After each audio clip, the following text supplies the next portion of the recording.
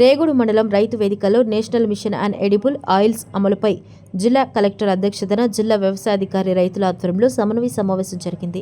ఈ సమావేశానికి జిల్లా కలెక్టర్ ముఖ్య అతిథిగా పాల్గొన్నారు. ఈ సందర్భంగా కలెక్టర్ మాట్లాడుతూ దేశీయంగా తినదగిన నూనె గింజల ఉత్పత్తిని ప్రోత్సహించడం ద్వారా అధిక దిగుబడి సాధించడమే కాకుండా ఉత్పత్తి ఖర్చులు తగ్గించుకోవచ్చని సూచించారు. ప్రతి రైతు ఈ పథకాలను సమర్థవంతంగా వినియోగించుకోవాలన్నారు. ప్రభుత్వం అందిస్తున్న విత్తనాలను సాగు చేసి స్థానిక స్థాయిలో విత్తన ఉత్పత్తిని పెంచడం ద్వారా స్థానిక సాధికారత సాధించవచ్చని తెలిపారు. దేశీయంగా తినదగిన నూనె గింజల ఉత్పత్తిని ప్రోత్సహించడం ద్వారా దిగుమతులపై ఆధారాన్ని తగ్గించాలని తెలిపారు. జాతీయ నూనె గింజల అనేది భారత ప్రభుత్వం చేపట్టిన national mission on edible oil seeds NMEO నూనె గింజల పథకాన్ని సూచిస్తుందని తెలిపారు. దీని కింద రైతులకు ఉచితంగా లేదా సబ్సిడీపై మేలి రకం విత్తనాలు అందించి నూనె గింజల సాగును ప్రోత్సహిస్తున్నట్లు తెలిపారు. చాలా మంది రైతులు ఉన్నారు కాబట్టి వాళ్ళకి అధిక దిగుబడి వచ్చే విధంగా, అంటే వాళ్ళకి ఏ విధంగా దిగుబడి ఎక్కువ వచ్చి ఏ విధంగా వాళ్ళకి ఎక్కువ ఆదాయం వచ్చినట్టయితే ఆ రైతులు కూడా మంచిగా సుభిక్షంగా ఉంటారు.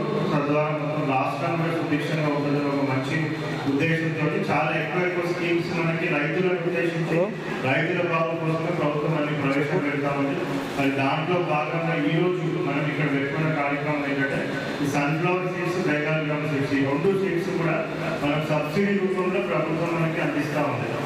ఎందుకు మన సబ్సిడీ రూపంలో ఇంత పెద్ద ఎత్తున అందిస్తూ ఉందంటే ఈరోజు మన మండలంలో, ఎస్పెషల్లీ రేగూడు మండలంలో ఎంపిక చేయబడిన గ్రామాలలో ఎంపిక చేయబడిన రైతులకు మనం ఈ సబ్సిడీ రూపంలో ఈ సీడ్స్ ఇవ్వడానికి ఒక ముఖ్య ఉద్దేశం ఏంటంటే ఈ వన్స్ ఈ విత్తనాలు వాళ్ళ ఈ అగ్రికల్చర్ ఫీల్డ్స్ కదా వాళ్ళు వేసి కనుక తర్వాత దానికి ఎంతైతే ఆదాయం వస్తుంది, ఇందాక జిల్లా వ్యవసాయాధికారి గారు చెప్పినట్టు 5 క్వింటాలు వచ్చే దగ్గర కూడా ఇంతకుముందు ఎంతైతే ఉందో దానికి ఇంకా కూడా ఎక్కువ వచ్చే విధంగా, డబ్బులు వచ్చే విధంగా ఆల్రెడీ వ్యవసాయ శాస్త్రవేత్తలు వాళ్ళందరూ కూడా టెస్ట్ చేసి మంచి వెరైటీ మనం చూస్తూ ఉంటాం, పేపర్లలో కూడా వింటూ ఉంటాం.